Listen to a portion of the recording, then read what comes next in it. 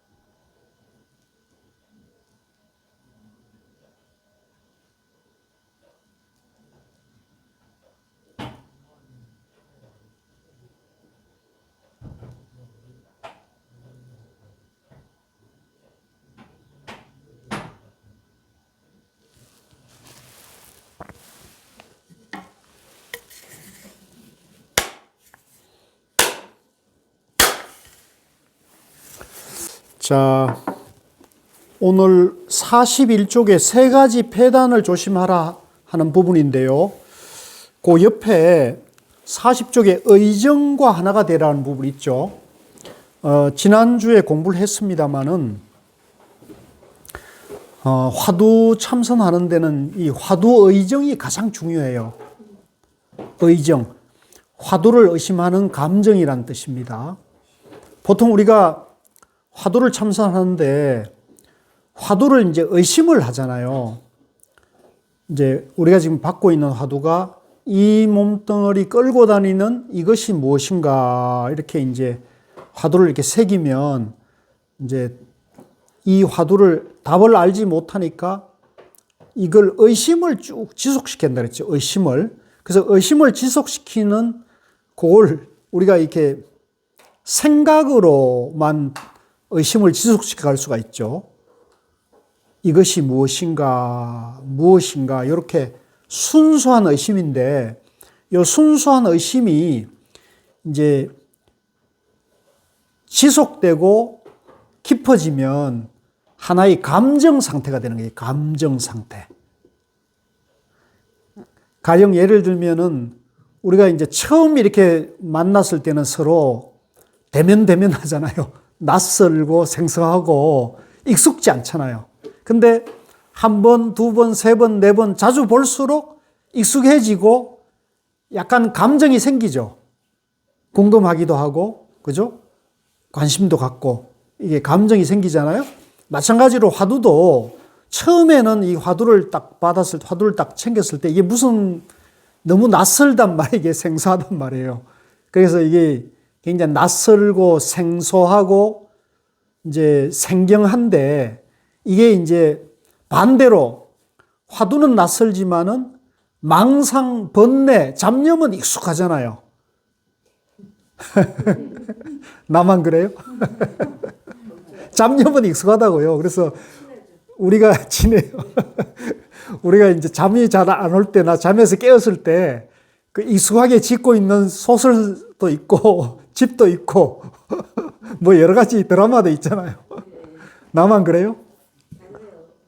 그렇잖아요. 그죠? 그러니까 그 잡념, 번뇌, 망상은 익숙하고 화두는 낯설잖아요. 근데 이제 이게 낯설다고 포기하고 버리지 않고 이제 하루에 5분씩이라도 꾸준하게 이렇게 자꾸 가깝게 자꾸 정을 붙여 가다 보면 어느 순간에 이제 화두가 익숙해지면서 잡념이 이제 망상이 이렇게 내가 왜 이런 생각하고 있지 이렇게 깜짝 놀랄 때가 있거든요. 그러면 여러분들이 이제 공부가 잘 되는 거예요. 화두는 익숙해지고 이제 익숙했던 잡념은 생소해지는 거죠.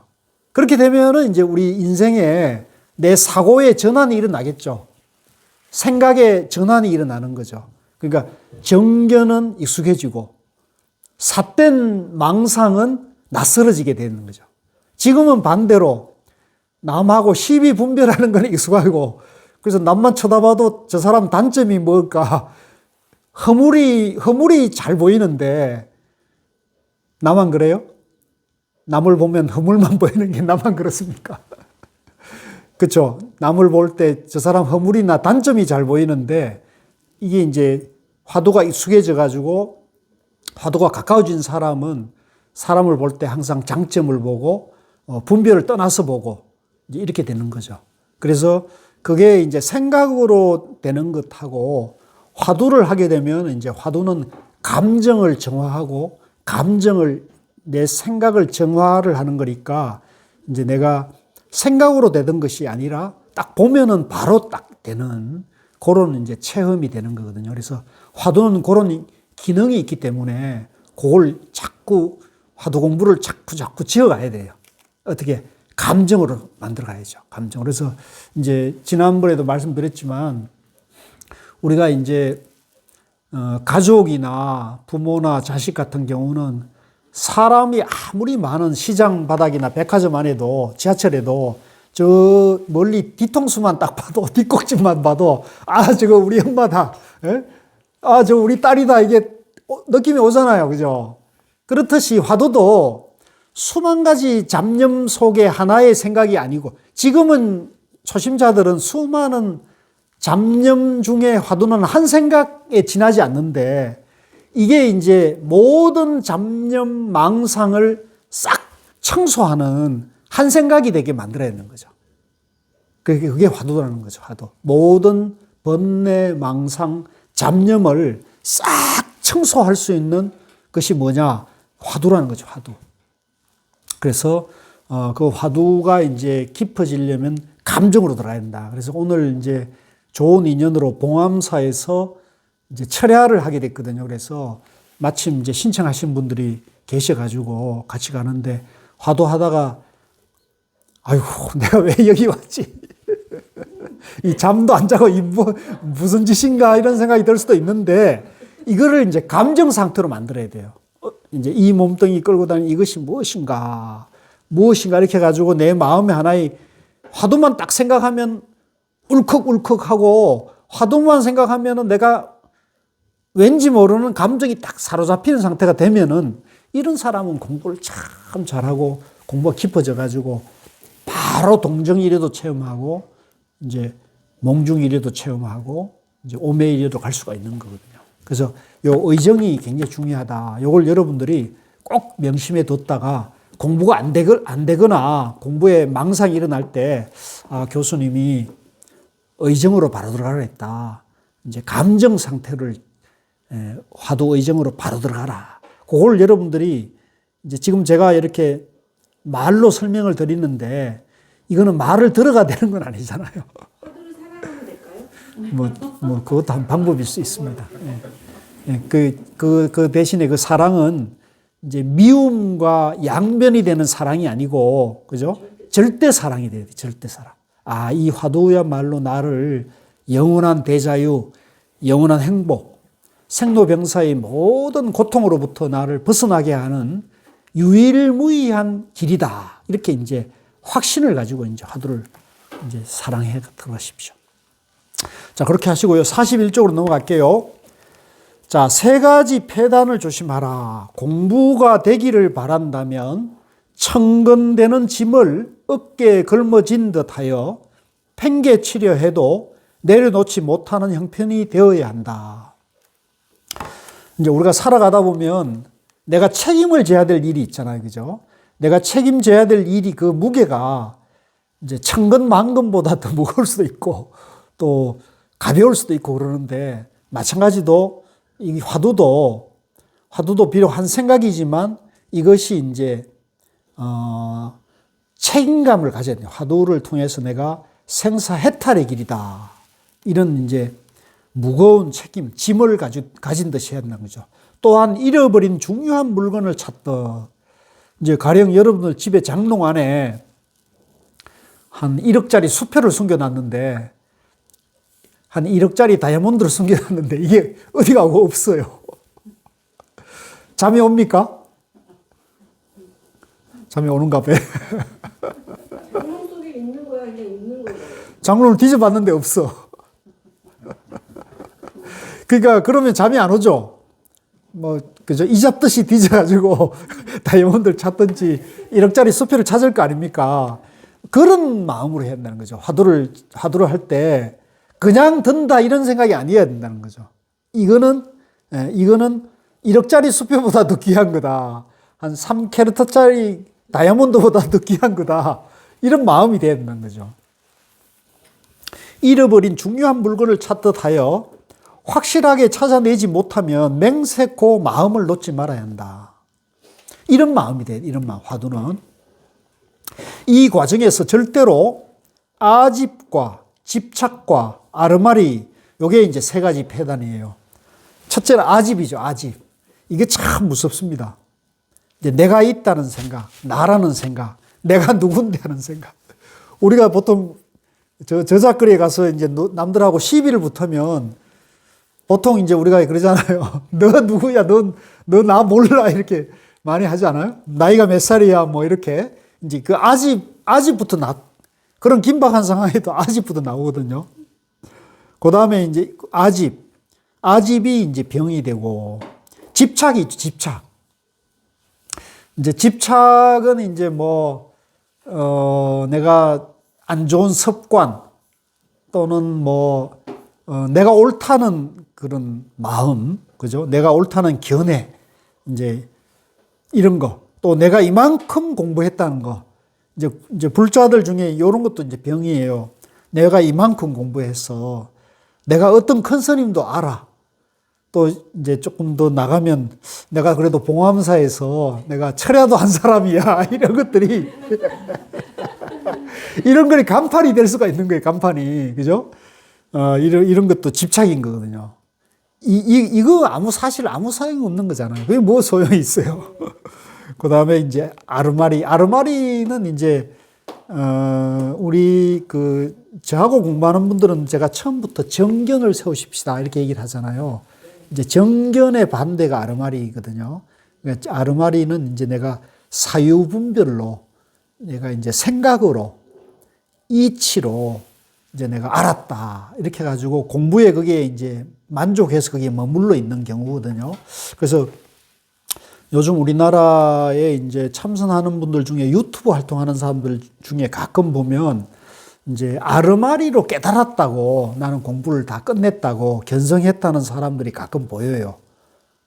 근데 제가 이렇게 들어봤을 때는 뭐 저도 물론 이제 공부를 아직 끝마치지 못한 사람이지만은 제가 공부한 이제 중도 정견으로 볼 때는 저분은 깨달은 게 아닌데 공부가 끝난 게 아닌데 아직도 이제 양변에서 이제 예를 들면은 이제 놓아버리십시오.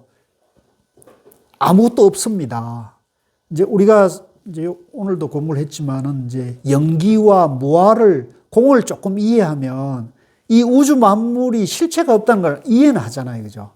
근데 요게 이제 공부를 조금 이제 조금 세게 한 사람들은 어떤 참선을 하다 어떤 또 좋은 그런 어떤 어록을 보다가 경전을 보다가 또 어떤 사람과 법담을 법담을 나누는 도중에서라도 자기가 이제 무아를 공을 이렇게 탁 깨달았다 하는 순간이 올 수가 있어요. 여러분들도 가끔 그런 경우도 있잖아요. 뭘 모르는 걸 탁 알면은 내가 알았다는 걸 하고 그 즐거울 때가 있잖아요. 없어요? 그래서 이제 그거를 이제 깨달음으로 삼아가지고 이제 공부를 하는 사람이 있을 수 있는 거죠. 공부라기보다도 나는 이제 공부가 끝났다. 가만 생각해보면 내가 연기도 알고 무아도 알고 공을 알았단 말이에요. 그러니까 제가 생각해보면 아무런 걸림이 없거든요. 걸림이 없으니까 나는 이제 알았다. 이제 이렇게 하는데 이제 이런 분이 이제 자기가 어떤 긴박한 상황이나 또 어떤 욕망이 문제가 되는 상황이나 이런 어떤 화가 나야 될 상황에서 화도 안 일어나고 또 욕망도 끊어지고 또 어리석음도 없어지면 일체 번뇌가 티끌 같은 번뇌도 싹 없어져 가지고 완전히 이제 여여하면은 그건 우리가 이제 깨달았다 할 수 있겠죠. 근데 그렇지 않고 욕망은 욕망대로 추구하면서 그죠? 집착은 집착대로 하면서 이제 깨달았다고 하면은 이제 그건 아르마리가 되는 거죠. 그래서 제 이제 선지식이었던 고우 스님도 이제 31살 때 이제 그 문경에 가면은 이제 심원사라는 그 도장산 심원사라는 아주 깊은 산이 있어요. 그 산에 이제 그 절에 가서 이제 정진을 하다가 이제 무시일에 좌선하던 중에 무시일에라는 말이 탁 떠오르면서 그 이치를 딱 깨달았대요. 그래서 공을 이제 체험하셨다 그러더라고요. 그 이치를 딱 알고 보니까 이 세상이 전부 험한 공이구나 이렇게 알아가지고 이제 걸림이 없어졌다는 거예요, 스님께서. 그래서 이제 당신이 이제 이 공을 알았다 이 생각하고 이제 생각을 해봐도 아무런 문제가 없거든요. 그러니까 내가 이제 도노한 것이구나. 이제 도노해서 이제 내가 그래도 이제 좀 언짢고 불편한 마음은 생기더래요. 그래서 내가 이 언짢고 불편한 마음은 내가 이제 점수해서 이제 점점점 없애가면 되겠구나 해서 이제 도노 점수 공부를 해서 당신이 깨달았다고 생각한 거예요. 그게 31살 때였대요.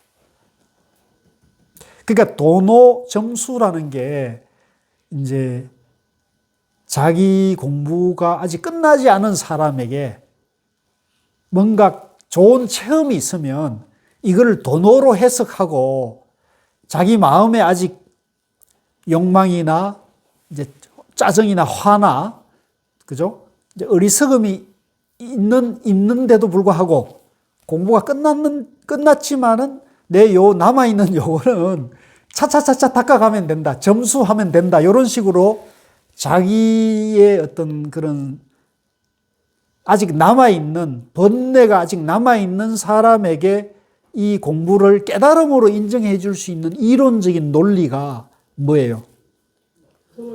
도노 점수라는 거예요. 이해되십니까? 이걸 이해하셔야 돼요. 왜 도노 점수가 문제가 되는지를 이해를 하셔야 되는 거죠. 자기가 깨달았다. 그런데도 여전히 욕망이 있고 뭔가 아직 화가 남아있다. 이러면 이거는 못 깨달은 거잖아요. 부처님은 니르바나라 그래가지고 열반. 부처님은 열반을 뭐로 표현해 주셨냐면 이제 장작불이 이렇게 타다가 장작불이나 화롯불이 타다가 불이 완전히 꺼진 거. 불 완전히 꺼진 거 보셨어요? 장작불 타다가 완전히 재가 돼가지고 불씨가 한 톨도 안 남아있는 거. 더 이상 불이 살아날 수가 없는 거. 그걸 우리가 니르바나, 열반이라 그러잖아요.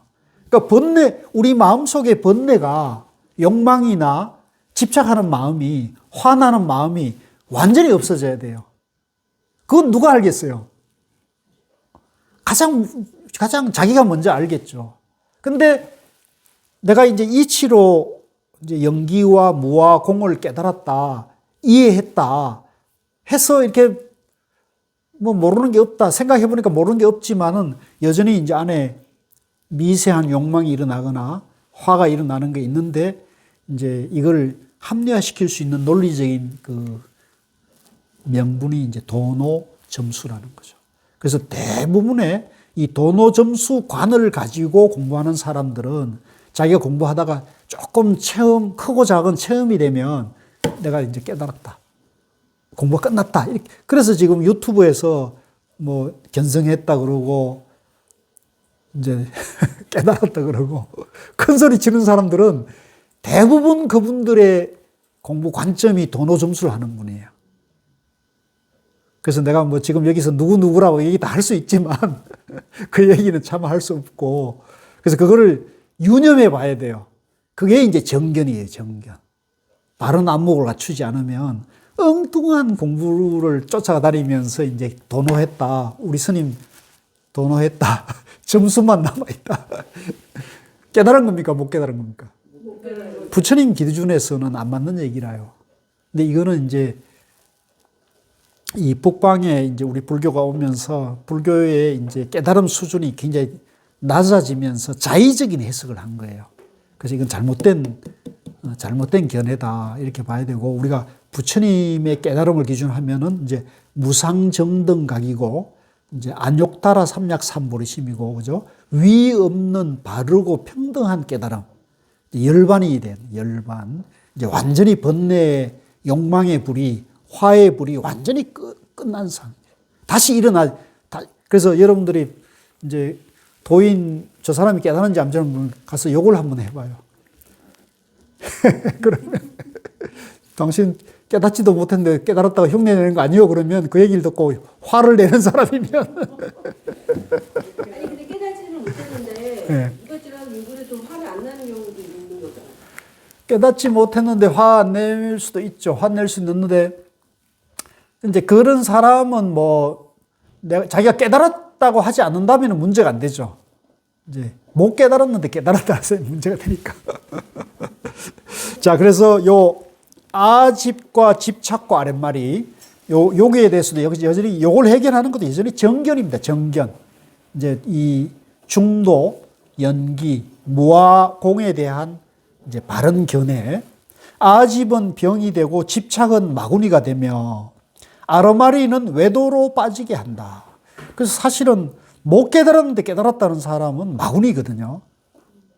마구니거든요. 그래서 마구니와 부처는 이제 우리가 세속적인 표현을 하면 한 끗 차이고 이제 우리가 알기 쉽게 말하면 종이 한 장 차이다. 그러니까 이 마구니도 그냥 나오는 게 아니에요. 이제 돌을 닦다가 이제 어느 정도 경계에 들어서 가지고 자기가 이제 뭔가 탁 체험을 해 가지고 이거 깨달음이다 이렇게 집착하면은 그 사람이 마구니가 되는 거예요. 그 집착이 완전히 끊어져야 되거든요. 깨달았다 하는 생각도 없어져야 한다. 아까 제가 도노할 때 무아를 깨닫는다 그랬잖아요. 무아. 내라는 것이 없는 걸 깨닫는 거니까 내라는 생각이 남아있고 내가 깨달았다, 내다 이런 생각이 남아있으면 깨달은 겁니까? 그건 깨달은 게 아니죠. 무아를 깨닫는 거라는 거죠. 깨달을 것이 없다는 걸 깨닫는 것이 이제 도노거든요. 그래서 근데 깨달았다는 생각이 있는 사람 또는 내가 깨달았다는 생각을 하는 사람, 말하는 사람, 이건 이제 마구니인 거죠. 예. 그래서 그 마구니와 부처가 그렇게 큰 차이가 아니다. 예. 아주 가까이 같이 가는 거다. 그래서 요즘 뭐 이렇게 그 여러분들이 그 보면 유튜브에 가끔 보면 이렇게 꽁지머리 쫙 하고 또 수염이 이렇게 쫙 백발로 길러가지고 또 한복 그창하게 입고 나와가지고 무슨 정법 뭐 운운하는 사람 있잖아요. 이제 그런 사람들이 바로 이런 사람들이에요. 마구니다. 그러니까 마구니도 간닿지 않은 거예요. 마구니도 힘이 있는 거예요. 예? 예, 만만치 않은 거예요. 왜? 이 사람들도 공부하던 사람들이기 때문에.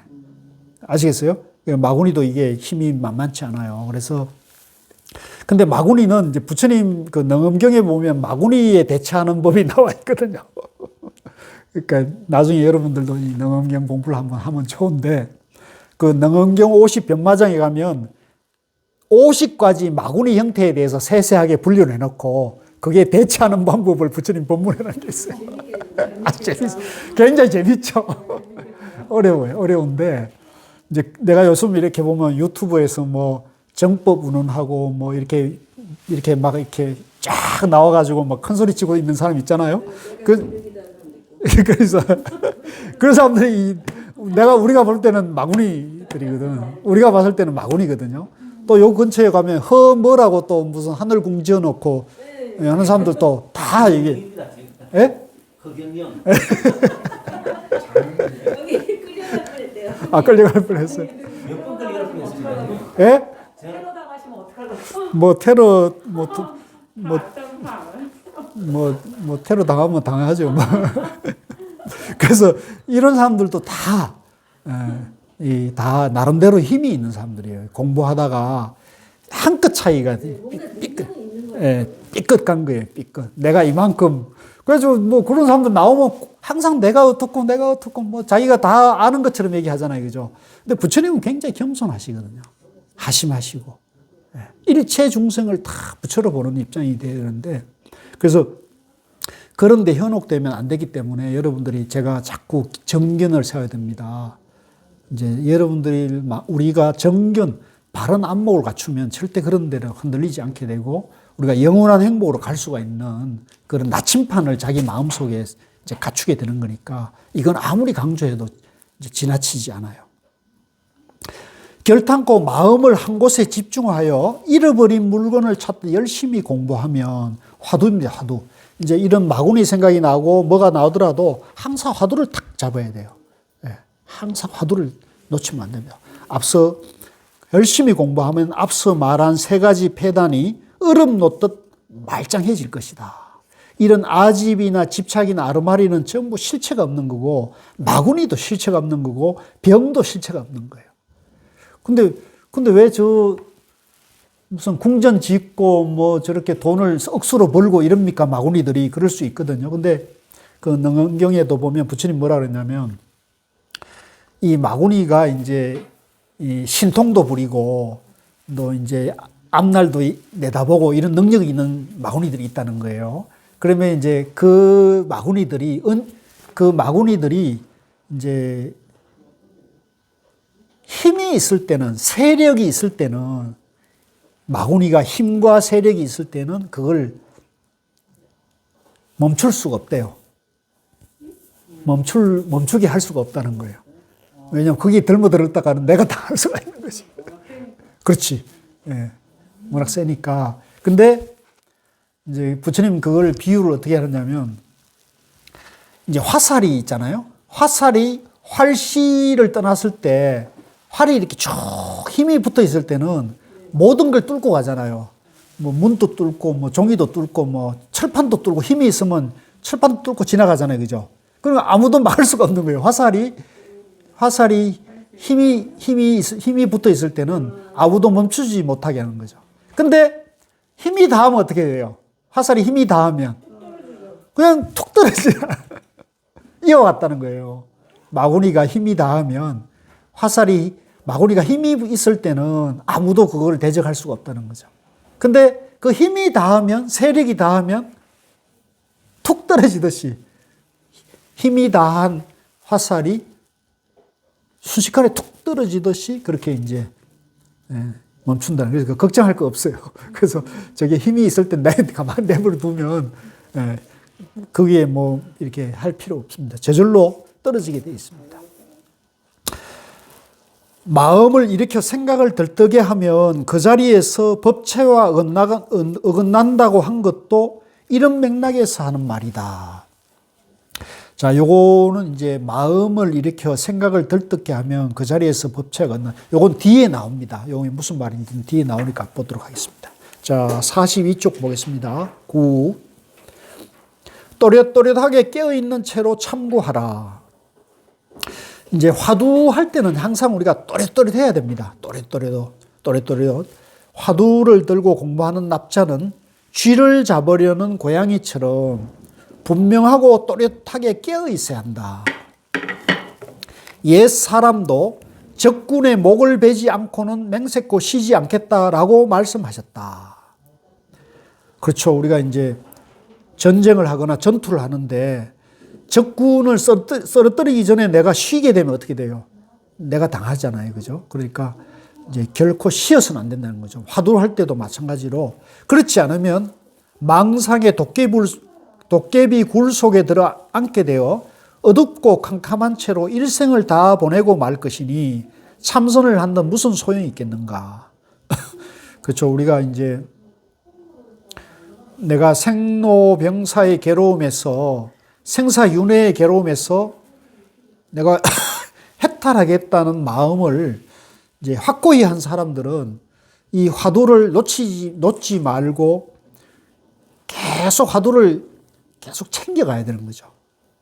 이제 우리 같은 이제 제가 생활인들은 이제 생활을 또 해야 되니까 경제 생활이나 가정 생활을 당연히 해야 되죠.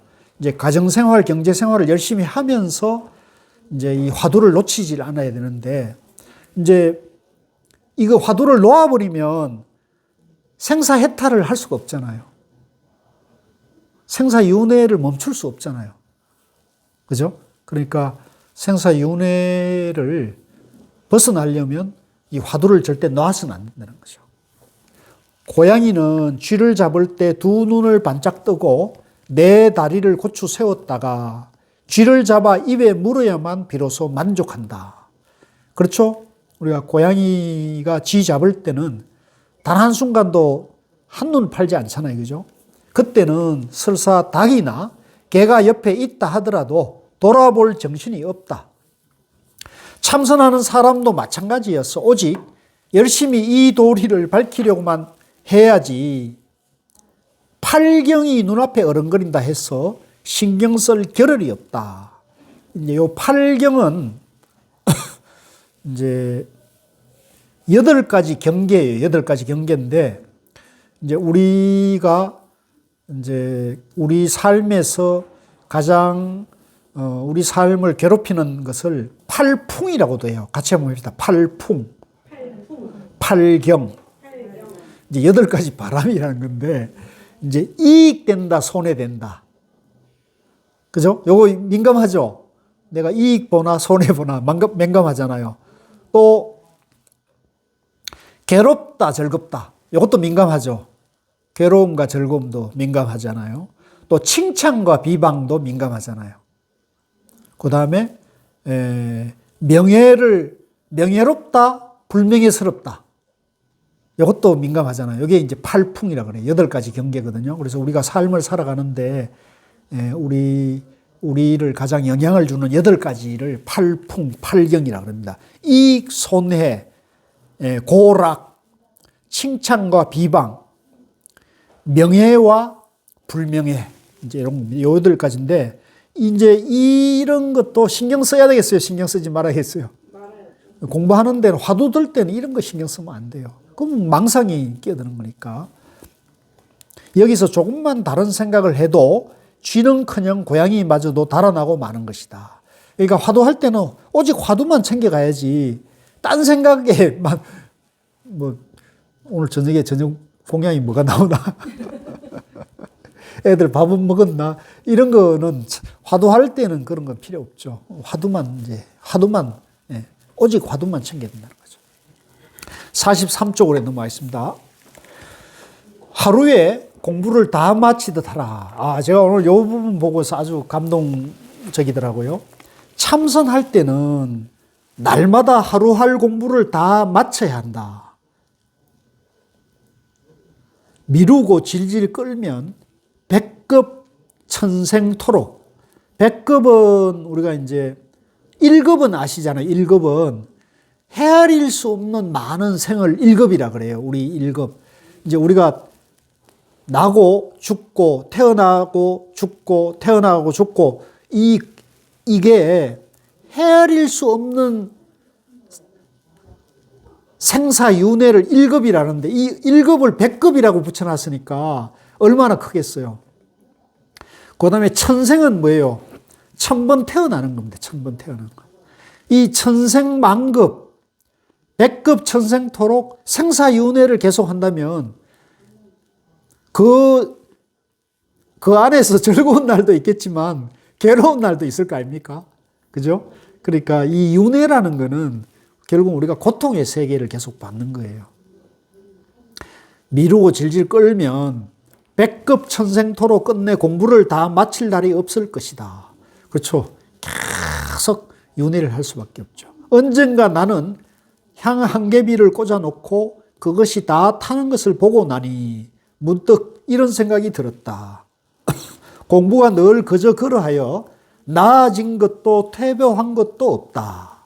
이런 식으로 가면 하루에 몇 개비의 향이 타겠으며 1년이면 얼마만큼의 향이 타겠는가.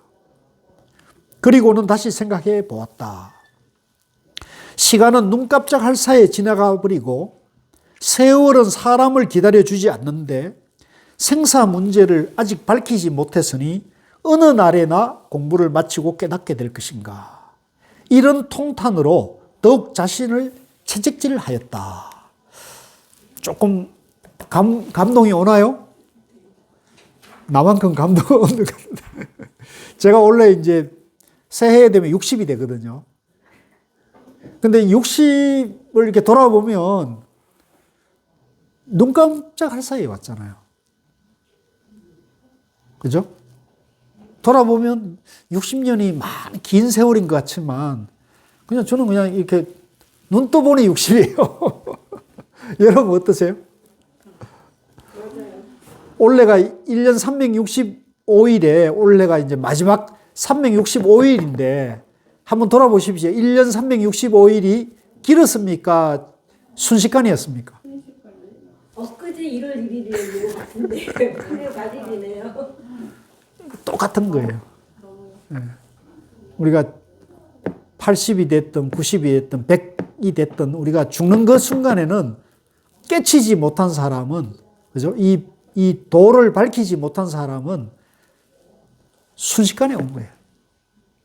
순식간에 온 거예요. 그래서 그래도 우리가 이제 나이가 들고 시간이 갈수록 뭔가 내가 그래도 공부에 대해서, 그죠?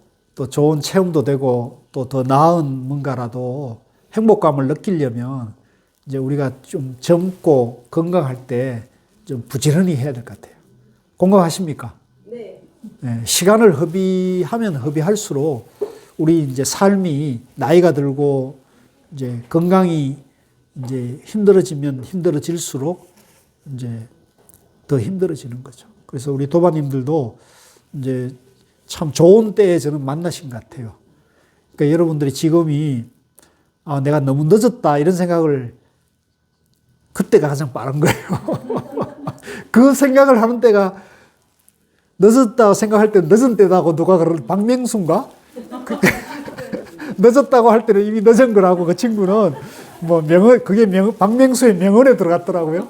늦었다 할 때 늦었다 그러는데 나는 그렇게 생각하지 않고 늦었다 할 때가 가장 빠른 때다. 늦었다고 할 때가 그때 정신 바짝 차려가지고 이제 정견을 세우고 화두로 이 화두야말로, 그죠? 내가 영원한 행복으로 가고 또 생사윤회를 단박에 끊어가지고 영원한 대자유로 가는 가장 간단하고 쉽고 분명한 길이다. 이런 생각을 정견이라는 거예요. 정견. 이게 이제 여러분들이 확실히 하지 않으면 화두가 굉장히 어려운 거거든요. 화두라는 게. 왜 화두가 어려우냐면 우리가 이제 가사 이제 30, 40, 50, 60, 70 이렇게 인생을 살아왔는데 그 인생을 살아오면서 수많은 그런 고비를 넘어왔을 거 아닙니까? 좋고 나쁜 경험을 다 해왔고 좋고 나쁜 생각을 했잖아요. 그 수많은 생각의 덩어리가 나예요. 나의 이 마음이란 말이에요. 근데 화두는 그 수많은 생각들을 단칼에 두동강을 내는 거예요. 끊어버리는 거예요. 그 수많은 번뇌, 망상, 잡념을 화두만 딱 들면 어떻게 돼요? 생각이 딱 사라지잖아요. 아무리 좋은 생각, 아무리 나쁜 생각도 화두만 딱 잡으면 그 생각이 툭 끊어지잖아요. 안 끊어져요? 순간 계속 꼬리를 물고 일어나죠. 끌어넣어도 계속, 그러니까 화두를 놓치지 말고 계속 잡고 있어야 된다는 거죠. 그러면 사라진다는 거죠.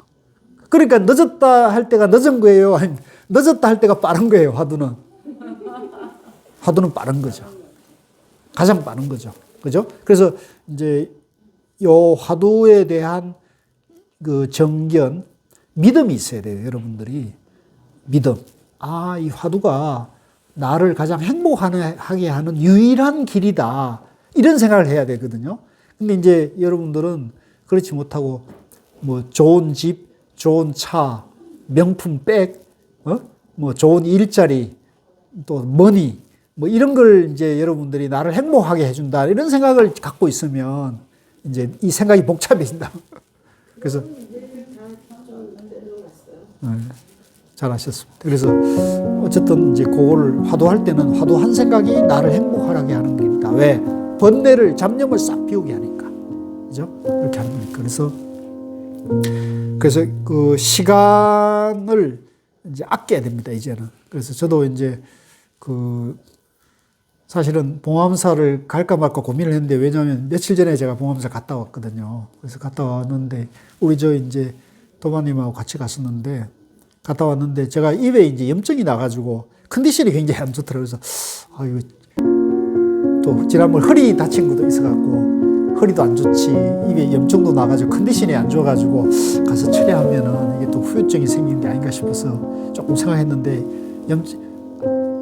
그래도 내가 내년에 60인데 뭔가 이제 삶에 대한 새로운 어떤 도전, 또 불태전의 용기를 한번 다시 세워야 안 되겠나 이런 생각을 딱 하고 가겠다는 마음을 내니까 염증이 싹 낫더라고요. 그래서 이제 가기로 마음을 정했는데, 하여간 이제 그런 의미도 있습니다. 그래서 자꾸 이제 뭐 사실은 그 세해니 묵은내하니 그건 다 분별이지만은 한편으로 이제 심기일전의 마음을 다 잡는 데는 하나의 계기가 되니까 이제 그렇게 하시면 좋습니다. 그래서 하루의 공부를 다 마치듯 하라. 이제 내일을 기약하지 말고 이제 계속 가야 된다. 44쪽 하겠습니다. 옛사람의 공안을 천착하지 말라. 참선하는 납자는 옛 스님들의 공안을 아르마리로 헤아려 함부로 해석해서는 안 된다. 비록 그런 식으로 하나하나의 뜻을 깨닫고 지나간다 하더라도 그것이 자기 공부와는 아무 상관이 없는 일이다. 그런 사람은 이것을 모르고 있다. 즉, 옛 스님들의 말씀은 마치 큰 불덩어리 같아서 가까이 갈 수도 없고 만져볼 수도 없다는 사실이다. 이제 이거는 무슨 말이냐면, 화두 공안은 우리가 순수하게 의심을 해가야지, 화두 공안을 이러쿵 저러쿵 해서 논리적으로 이게 따지고 분석하고 이렇게 하면 안 된다는 얘기예요. 이 화두 공안은 이제 우리 입문과정 때 여러분들인데 제가 누누이 강조를 해드렸는데, 이 화두 공안이라는 것은 모든 사유와 분별을 끊는 말이라 그랬습니까? 끊어주는 말이다. 이제 우리가 이렇게 나다, 너다, 이익된다, 손해된다, 옳다, 그르다, 있다, 없다, 선이다, 악이다, 이렇게 자꾸 우리는 분별을 하잖아요. 사유가 작동이 되잖아요. 요거를 이제 우리 불교에서는 아르마리라고 그러거든요. 한번 따라해보세요. 아르마리.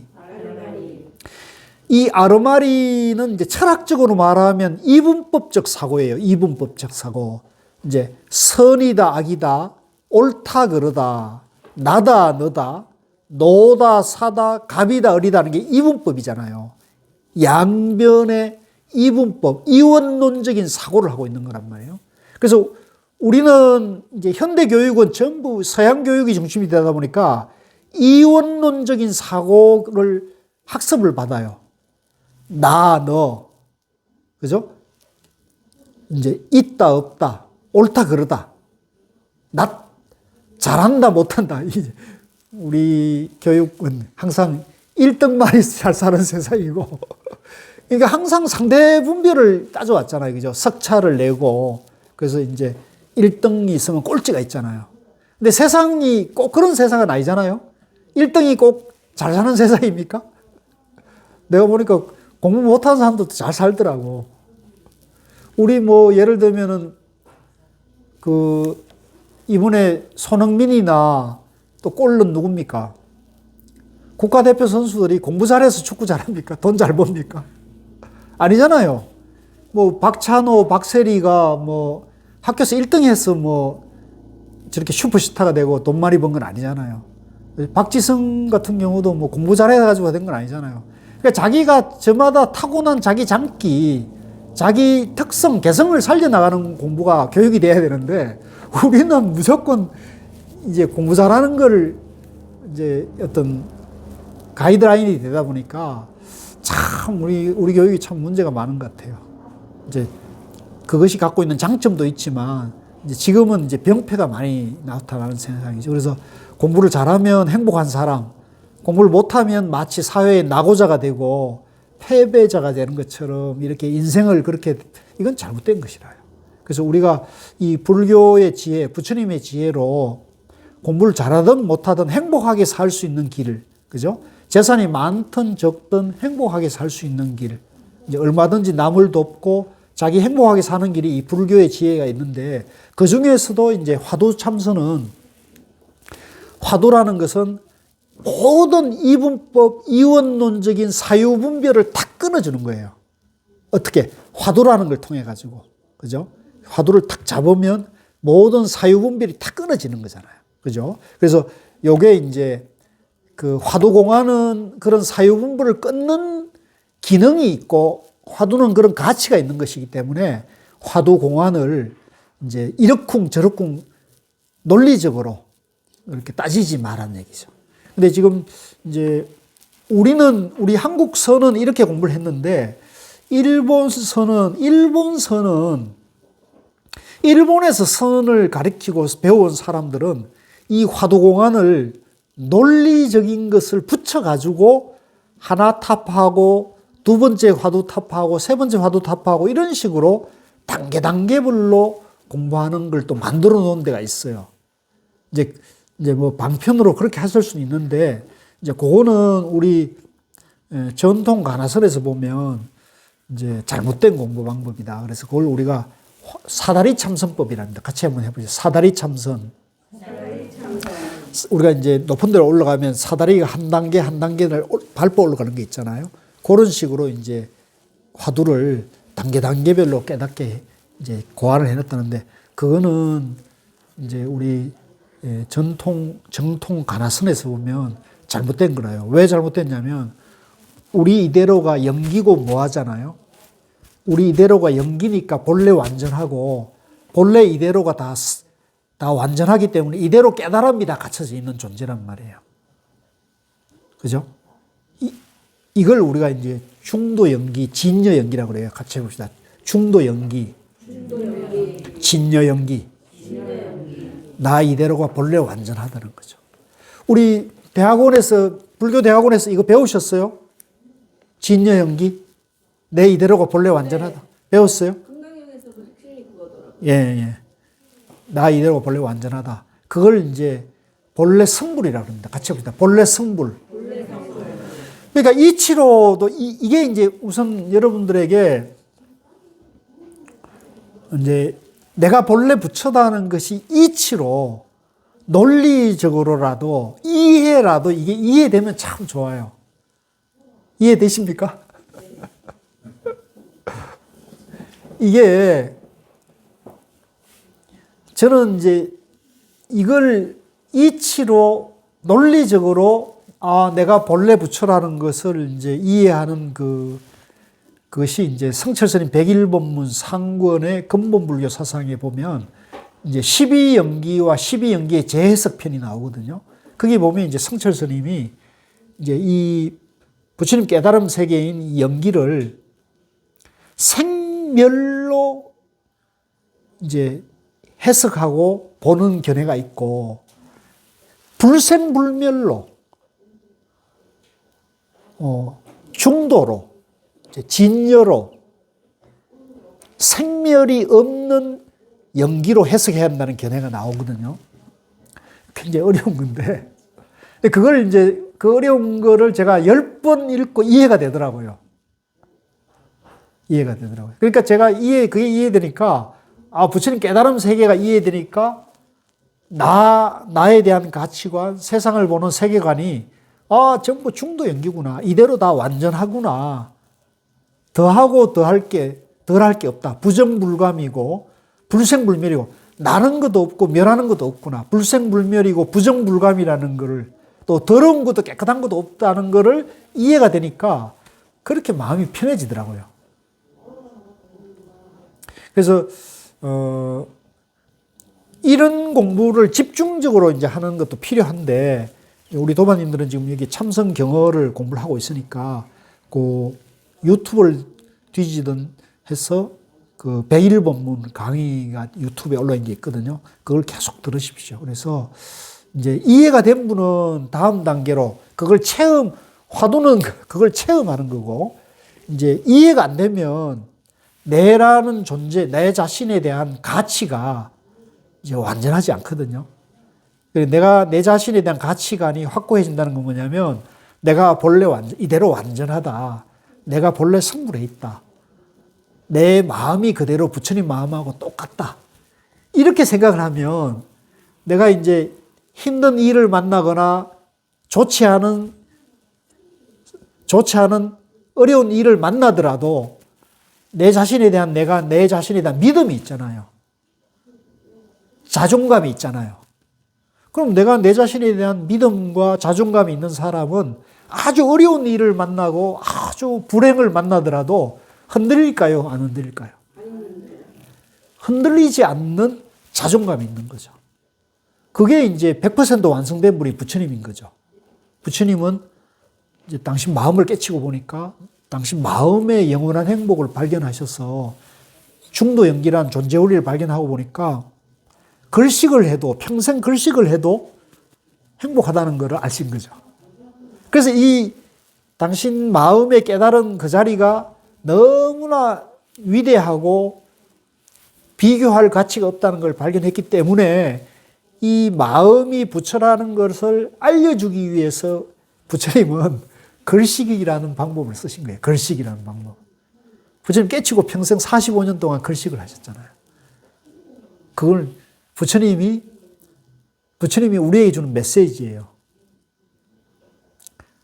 하루에 한 끼 먹어도 글식해서 먹어도 행복에 지장 없다.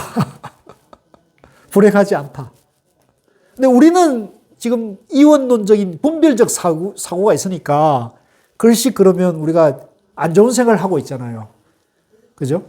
근데 부처님은 그거를 이제 우리에게 깨주는 거죠. 그래서 그걸 이제 정견을 갖추는 거, 자기를 바라보는 거죠. 그래서 그 얘기가 이제 화두공안에 대해서 그 화두공안이 바로 그 마음을 체험하게 하는 가장 빠른 길이라는 거죠. 그러니까 요 가장 빠른 길을 이원론적인 사유분별로 접근하면은 체험할 수가 없다는 거죠. 그 사유분별을 끌어서 순수하게 의심, 의정으로 바로 들어가면 그걸 우리가 체험을 한다는 거죠. 그래서 하물며 그 가운데 어떻게 앉아보고 누워볼 수 있겠는가. 더구나 그 속에서 대소를 분별하고 상하를 논하고도 자기 신명을 망치지 않은 사람은 거의 없다. 이제 화두공안에서 이제 크다, 작다, 높다, 낮다, 맞다, 틀리다 이런 이원론적인 사고를 하고는 이런 이분법적인 사고를 하면 그 사람은 목숨이 생명이 끊어진다는 거예요. 왜 생명이 끊어지느냐? 사고가 죽어버린다는 거죠. 사고가. 생각이 죽어버린다는 거죠. 그러면 죽으면 끝이냐? 다른 생각이 일어나는 거죠. 생각이 일어났다 사라졌다 일어났다 사라지니까 계속 생사윤회를 하고 있는 거죠. 이 사람 마음은. 근데 화두를 하면은 화두를 딱 의심을 해 들어가면 화두가 성성하는 한은 죽음이 없죠. 계속 살아있는 거죠. 이제 그 얘기를 하는 겁니다.